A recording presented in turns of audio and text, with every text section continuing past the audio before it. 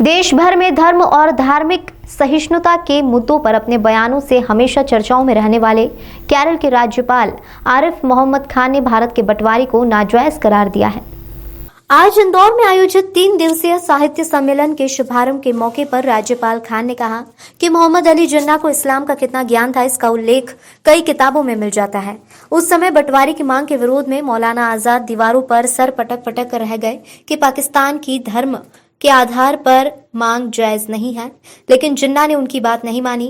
नतीजन बंटवारा हुआ। उन्होंने आज के दौर में अल्पसंख्यक समुदाय द्वारा भारत में जताई जाने वाली धार्मिक आशंकाओं पर विराम लगाते हुए कहा कि भारत जैसे संवैधानिक मुल्क देश में मुसलमानों सहित किसी के भी मन में यह गुंजाइश ही नहीं रह जाती कि वह अल्पसंख्यक है अथवा उसकी संस्कृति, पूजा पद्धति, रिवाज अथवा मान्यताओं को कोई खतरा है, क्योंकि इस देश में सदियों से लोग मिलजुल कर रहते आए हैं। ऐसे में किसी के भी पहचान या संस्कृति के संकट की बात बेमानी है। उन्होंने कहा कि भारत जैसे देश में खुद को किसी भी समुदाय द्वारा अल्पसंख्यक मानना ही गलत है। उन्होंने पारसी समुदाय का जिक्र करते हुए कहा कि पारसी समुदाय की संख्या तो अब 1 लाख से घटकर 70,000 हो चुकी है, लेकिन जब वह कोई संस्कृति अथवा अपने अस्तित्व को लेकर खतरा या आशंका नहीं जताते हैं तो अन्य समुदाय के लोग द्वारा ऐसा सोचना बेईमानी है।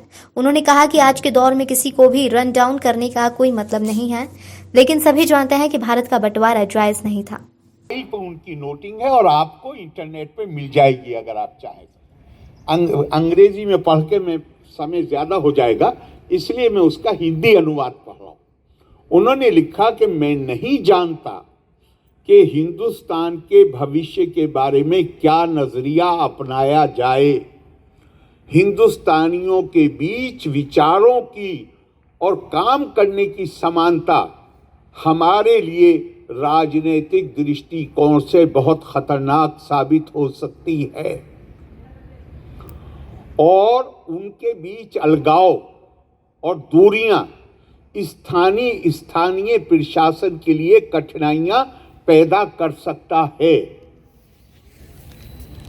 लेकिन कुल मिलाकर जब मैं आकलन करता हूं तो मैं पाता हूं कि दूसरा विकल्प हमारे लिए राजनीतिक दृष्टिकोण से बेहतर है और वो बनाया गया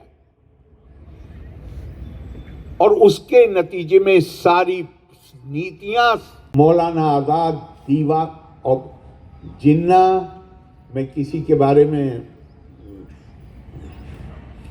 मैं रन डाउन करने की कोशिश नहीं करूंगा किसी को भी, लेकिन जिन्ना को इस्लाम का कितना ज्ञान था सारी किताबों में लिखा हुआ है, आप खुद पढ़ लीजिए। और मौलाना आजाद दीवारों में सर मार के थक गए ये बताने के लिए कि इस तरह की मांग इस्लाम के नाम पर नहीं की जा सकती।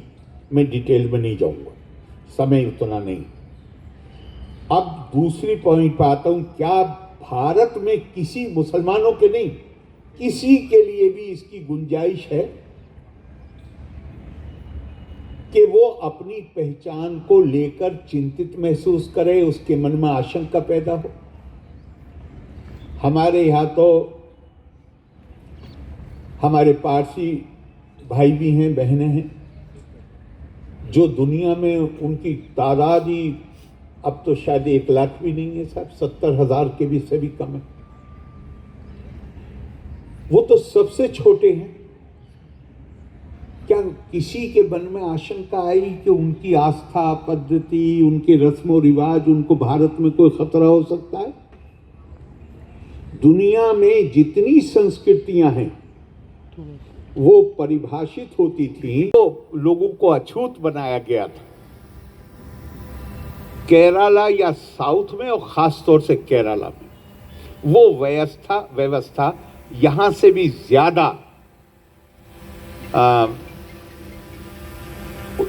भी ज्यादा उसमें ऑपरेशन था।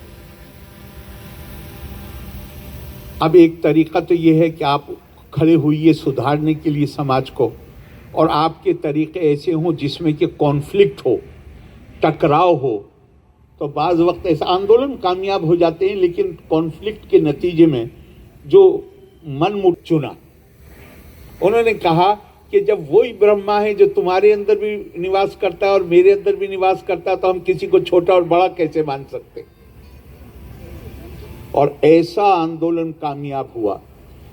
स्वामी विवेकानंद ने 100 साल पहले केरल आए तो कहा कि ये तो पागल खाना है, और आज ये हालत है कि चीफ सेक्रेटरी का ड्राइवर चीफ सेक्रेटरी से कहता है साहब आप में और मुझ में क्या फ़र्क है, आपने आईएएस का इम्तिहान लिखा, मैंने तो लिखा नहीं। और मैं आपको लेटेस्ट एग्जांपल देता हूं जो भारत में सबसे कम उम्र की जो परंपरा है वो सिख पंथ है।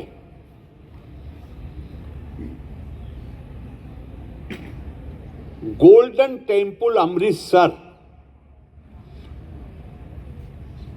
हमारे सिख भाई बहनों के लिए ऐसे ही है जैसे मुसलमानों के लिए काबा, या लाहौर के एक बहुत बड़े सूफी मियां मीर को बुलाते हैं और उनसे कहते हैं कि तुम इसका फाउंडेशन स्टोन रखो। ये कहां से आया? ये जो फराख दिली है, ये जो बड़ा दिल है, ये कहां से आया? ये इससे आया कि हमारे ऋषियों ने हमेशा कहा कि नाम किस तरह तुम बखान करते हो वो महत्वपूर्ण नहीं है। स्वामी विवेकानंद ने कहा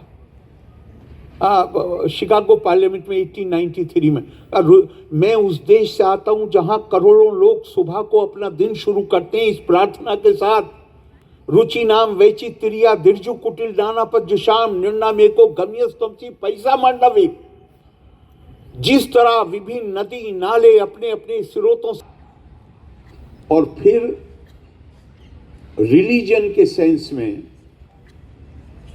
जो उनकी आस्थाएं थी उसके आधार पर दुनिया की संस्कृतियां परिभाषित हुई। लेकिन पिछले 200 साल से वो संस्कृतियां जिनको इस आधार पर परिभाषित किया गया था वो भी मजबूर हो गई अपने यहाँ पर एक प्लूरलिस्टिक बहुदावादी समाज बनाने के लिए। ये लोकतंत्र के भाषा और संस्कृति की यात्रा शुरू होती है तो भारत के जो ऋषि हैं वो ऐलान करते हैं एकम सत विप्रा बहुधा वदंती। सच्चाई एक है, हक एक है, उसे जानने वाले अलग अलग नामों से पुकारते हैं। हमने विविधता को, जिसे ऋग्वेद की जुबान में बहुधा कहा गया है, हमने उसको अपनी सभ्यता और संस्कृति की यात्रा के पहले दिन ही स्वीकार कर लिया था। हमारा था आत्मा को आधार बनाया गया। बहुत आम तौर से लोग कहते हैं शंकराचार्य ने 4 मठ स्थापित किए भारत में, देश की एकता स्थापित करने लगे। कहीं बिल्डिंगों से, इमारतों से एकता कायम होती? महत्वपूर्ण बात यह है जो हम नहीं कहते कि शंकराचार्य ने 4 वेदों से एक एक महावाक्य लेकर उन 4 मठों को दिया और उस महावाक्यों का 4 का एक ही मतलब है, अर्थ एक है। अहम ब्रह्मास्मि तत्त्वमसि प्रज्ञानम ब्रह्मा अयम आत्मा ब्रह्मा। वही आत्मा के रूप में परमात्मा मेरे अंदर है, वही आपके अंदर है। प्रज्ञानम ब्रह्मा, ब्रह्मा कुछ और नहीं, समझ बूझ प्रज्ञा हिकमत